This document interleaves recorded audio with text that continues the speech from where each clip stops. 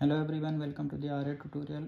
आज हम सीखेंगे इशू ऑफ डिवेंचर्स चैप्टर का concept. Issue of debenture as a collateral securities, ये क्या होता है, इसकी general entries and balance sheet presentation. So let's start. So जब भी बैंक कंपनी लोन लेती है बैंक से, तो वो अपना कुछ प्राइमरी एसेट्स बैंक में गिरवी रखती है एंड उसके अलावा वो एक और एसेट सेकेंडरी सिक्योरिटी गिरवी रखती है एज ए डिवेंचर्स। तो उसे हम बोलते हैं issue of debenture issued as a collateral security. So first वो एक प्राइमरी एसेट्स रखती है, कुछ भी एसेट्स वो गिरवी रख सकती है।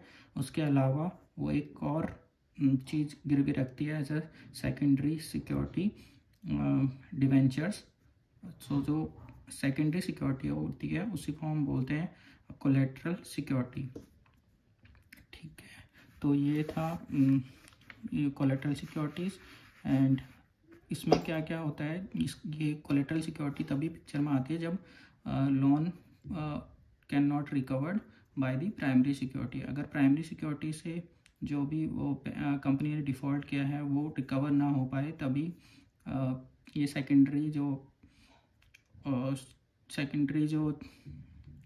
सिक्योरिटी होती है वो पिक्चर में आती है।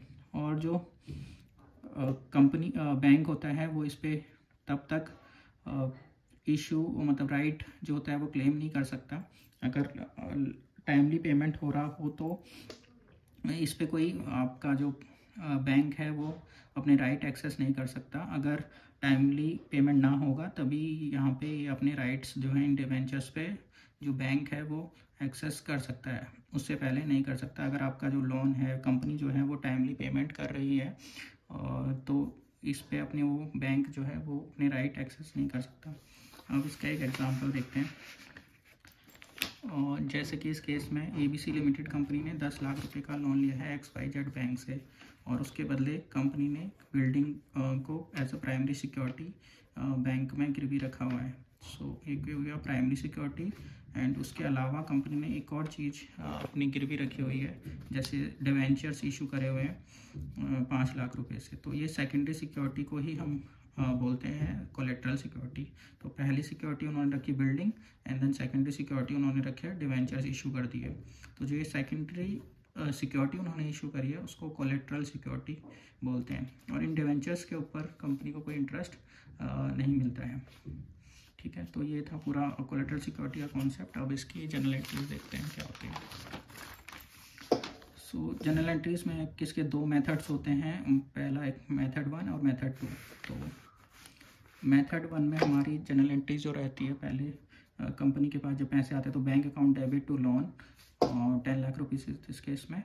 और यहाँ पे जो issue of debentures as a collateral security किया है उसकी कोई जनरल एंट्री नहीं होती है।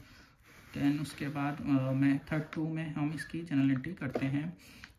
फर्स्ट एंट्री तो सेम रहती है बैंक से लोन लेने की, तो bank account debit to loan. उसके बाद एक और जनरल एंट्री पास करते हैं, debenture suspense account debit to percentage debenture account. जो भी आपने सेकेंडरी सिक्योरिटी रखी है बैंक में उसकी जनरल एंट्रीज कंपनी करती है।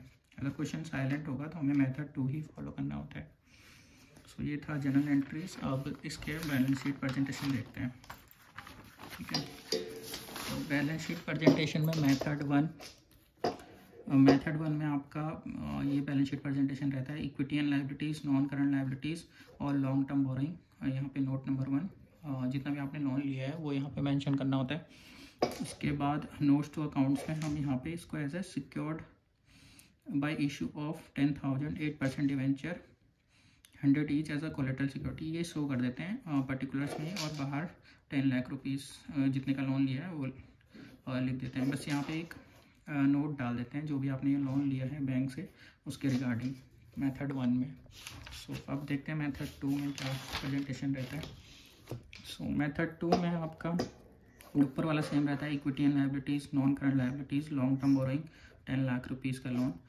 बट जो सेकंड वाला नोट्स टू अकाउंट है वहाँ पे हम इसको लेस करके डिवेंचर सस्पेंस अकाउंट से और बाहर फाइनल अमाउंट 10 लाख रुपीज़ का लोन लेते हैं। तो जो भी यहाँ पे आपने एज अ सेकेंडरी सिक्योरिटी रखा है जितने की डिवेंचर इशू करते हैं उनको लेस करके शो करके यहाँ पे दिखाते हैं। सो ये था पूरा issue of debenture as a collateral security का concept, general entries and balance sheet presentation. Thank you for joining me today. If you found value in our content, don't forget to like, subscribe and hit the notification bell. Keep learning. I will see you in next video. Thank you.